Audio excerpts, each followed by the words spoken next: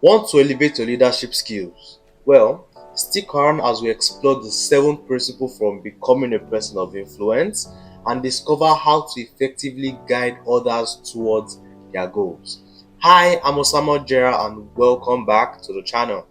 If you're new here, I'm excited to have you with us. Today, we are diving into the 7th principle from becoming a person of influence, which is navigating for others.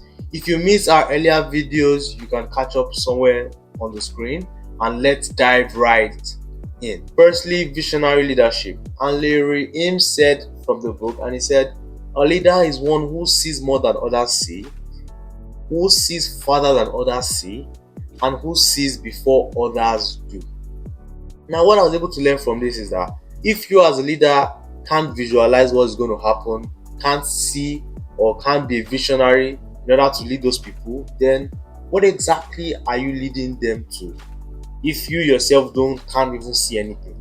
And from this principle, it's about having the foresight to guide others effectively. And now that we kind of understand what it means to be a visionary leader, let's move on to how we can help others identify their goals, identify the destination.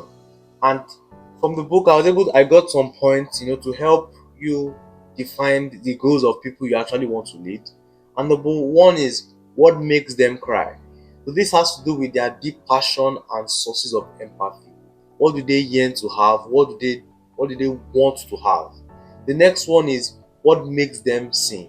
I know these are weird terms to use, but it's what brings them joy and fulfillment. Right? The third one would be what they dream about. That's kind of like their long-term aspirations and goals. For example, if someone is passionate about social justice and someone on the other hand is passionate about, let's say, plumbing, this could, guide their career paths or personal development goals in two different directions. And now, with their destination in mind, what I would say would be the next step is to plot a course to help them reach their goals. And let's look at how to do that. Plot the course. So you assist them by focusing on these three essential areas. One is where they need to go.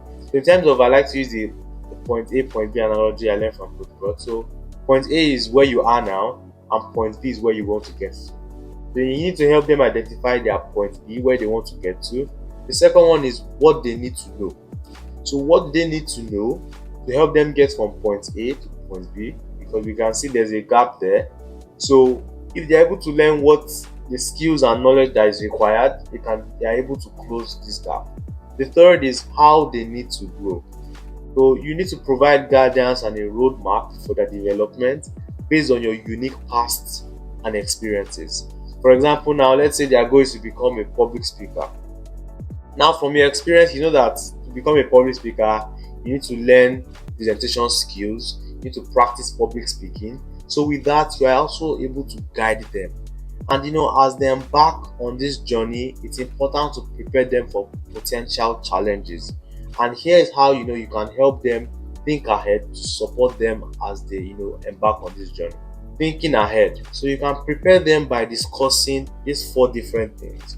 One is common problems, and this is you kind of helping them set the expectation so they don't just think that it's something I get into now and I am successful in the next 1 week. I don't know. Let them know that it's going to come.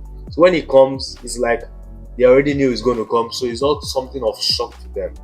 Also need to tell them that, so which is the second one. You need to tell them successful people face challenges and unsuccessful people face challenges.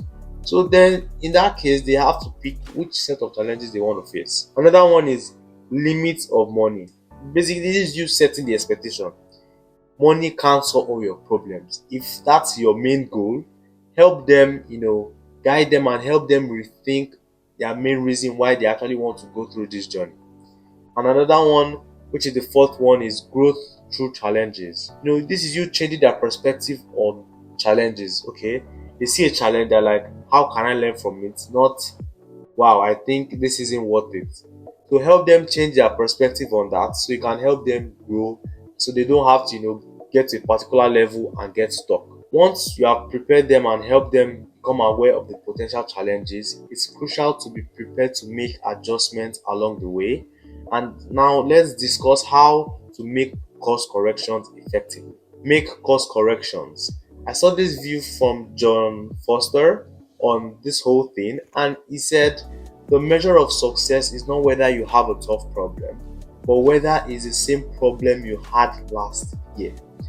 Now, you have to help others avoid repeating issues by teaching them how to ignore doubting critics. We all know a lot of people will say you can't do this, a lot of people will say you will fail, a lot of people will say things like that. You need to teach them how to ignore things like that, because if they put too much importance in things like that, then the likelihood of them getting to their goal is very slim. You also need to help them manage challenges effectively. They shouldn't go through challenges they face now and still have to go through that challenge again. So that only tells you one thing: they didn't learn from the past experience. Help them seek simple solutions. And I learned this from Daniel Martel. So it's like a 1-3-1 principle. And one is, okay, what is the main challenge you are going through? You write that challenge down. Then you help them say, okay, this is the challenge, right? So what are the 3 available options you have to use to help you overcome this challenge? They also write those things down, and this is them. They are not helping them, they are saying it themselves. The 3 options, they give it to you. And the last one is they should suggest one of those options that they think would be most applicable to help them sort out that situation. And you then can just say, wow, okay, that sounds good, let's try that, and help them learn, because that then you are building confidence in them that they can actually overcome challenges. Stay with people. So I spoke about this in a previous episode on one of the principles I did, and I talked about being picky about who you want to lead, who you want to mentor, who you want to guide. That is essential because in this stage of staying with people, that will be tested. Now, you can't stay with someone for a very long time if you don't believe in the person, you don't see a potential, you don't see a future in the person. So it's like, why are you wasting your time? But then, if you are able to check all those boxes before you start that relationship, and now we have trials, we have good times, we have bad times. In those times, you as a leader, you definitely value delayed gratification. So you know that, okay, I can go through this because I know that something good lies ahead. Navigating for other people checklists. So this checklist is kind of to help you, key all I've said in the video down to kind of practical steps you can use to start implementing this. So the first one is identify the destination.